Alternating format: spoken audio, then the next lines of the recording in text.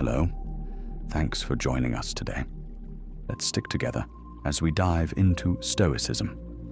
Introduction. Before we defend heaven, we must first defend reason. Before we kneel, we must first ask. The Stoic does not rebel out of emotion. He questions out of discipline. He does not mock belief. He examines it. If a doctrine collapses under inquiry, was it ever truth? If a command demands silence instead of scrutiny, is it divine or political? Let us step into the courtroom of logic, not with anger, but with calm, surgical thought. Because if God is infinite, he should withstand infinite examination. 1. The paradox of mercy and mass death. If God is described as infinitely compassionate, infinitely merciful, then logic demands consistency. In the narrative of the 10th plague in Egypt, the firstborn of the land die. Not Pharaoh alone, not the architect of oppression alone, but children, infants, servants, and even livestock. Pause there. What moral rebellion did a newborn commit? What ideological stance did cattle hold against heaven? If justice is individual responsibility, why was punishment collective? If mercy is infinite, why was death indiscriminate? And if the answer is God's ways are higher, then we must ask, is morality meaningful if it cannot be examined? 2. The problem of collective punishment. We are told Pharaoh's heart was hardened. But who hardened it? If the narrative states that God hardened Pharaoh's heart, then who is morally accountable for the consequences that followed? If a ruler refuses, why do infants pay?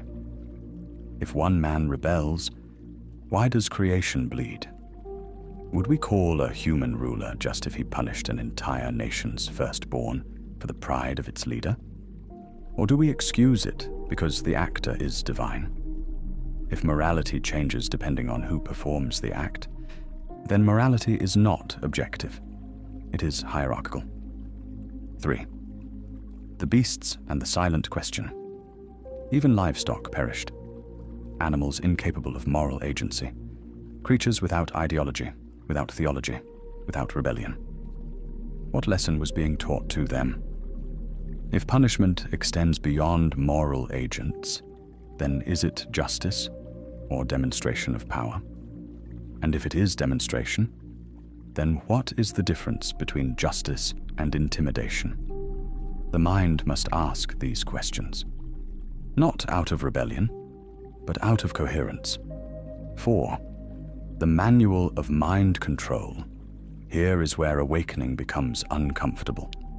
When a doctrine instructs you not to question, when inquiry is labeled pride, when doubt is equated with sin, you are no longer defending truth. You are defending authority. If fear of punishment sustains belief more than evidence, then is that faith or conditioning? If moral contradictions are resolved by silence, then the silence becomes sacred, not the truth.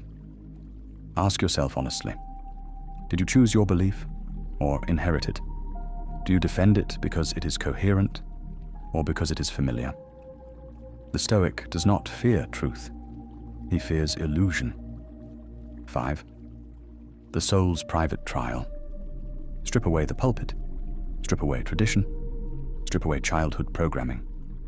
In the quiet chamber of your own conscience, ask, if any other being committed these acts, would I call them merciful?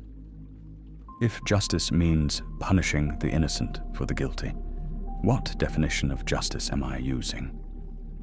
Is my morality derived from reason or adjusted to protect doctrine?